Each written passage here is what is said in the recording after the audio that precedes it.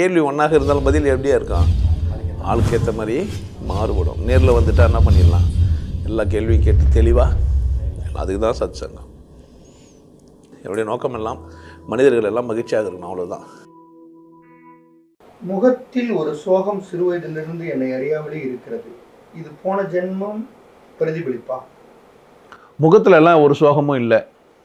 முகத்தில் சோகமாக இருக்கிற மாதிரி நீங்கள் நினச்சிக்கிறீங்க. இந்த முகம் சோகமான அமைப்பில் இருக்குதுன்னு நீங்கள் நினைக்கிறீங்க. அப்படிலாம் கிடையாது. சிரிங்க, அப்பவும் சோகமாலாம் இருக்காது. நீங்கள் சிரிக்க மறந்து இருப்பீங்க, அவ்வளோதான். ஸோ முகத்தில் ஒரு சோகத்துக்கு காரணம் போன ஜென்மம், முந்தின ஜென்மம், அந்த ஜென்மம், இந்த ஜென்மம்லாம் கிடையாது. நீங்கள் யாராக இருந்தாலும், எப்படி பிறந்திருந்தாலும், எந்த ஜென்மத்தில் என்ன கருமம் பண்ணியிருந்தாலும் இப்போது நீங்கள் சந்தோஷமாக இருக்கிறதுக்கு பிறந்துக்கிறீங்க. அதுதான் கடவுள் உங்களுக்கு வாய்ப்பு கொடுத்துருக்கிறார். இந்த ஜென்மத்தை நீங்கள் கொண்டாடுறீங்களான்றது தான் கடவுளோட சித்தம் பார்க்குறார். உங்களுக்கு ஒரு வாய்ப்பு கொடுத்துட்டு இந்த இயற்கை என்ன பண்ணுது அப்படின்னா, நீங்கள் மகிழ்ச்சியும் கொண்டாட்டமும் உற்சாகமாக இருக்கிறீங்களான்னு பார்க்குது. நீங்கள் தேவையில்லாமல் கற்பனை பண்ணிக்கிட்டு போன ஜென்மத்தை பற்றின சிந்தனையை பண்ணிவிட்டு நீங்களே உங்களை நீங்களே அவமானப்படுத்திக்கிறீங்க. அந்த மாதிரி வேலையை செய்யாதீங்க, தயவு செய்து செய்யாதீங்க. முகத்துலலாம் ஒரு சோகம்லாம் எதுவுமே இல்லை. என்ன கண்ணம் இது ஆயிடுச்சா, இப்படி ஆயிடுச்சா, சிரிச்சா அதெல்லாம் சரி ஆகிடும். நல்லா சிரிங்க, கண்ணெல்லாம் அழகாகிடும்.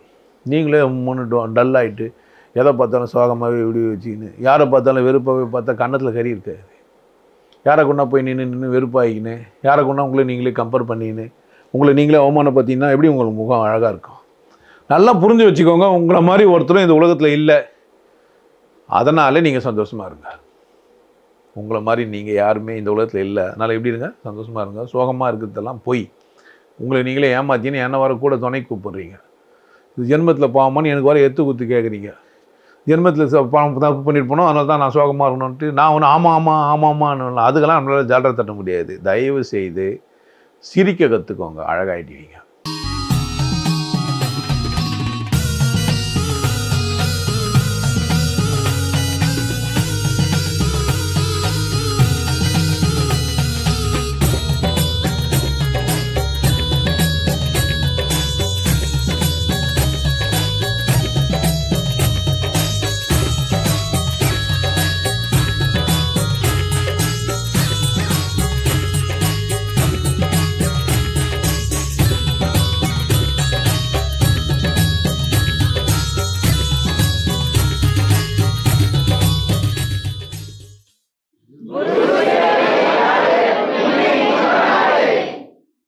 நல்லா இருங்க, சிறப்பாக இருங்க, கொண்டாட்டமாக இருங்க.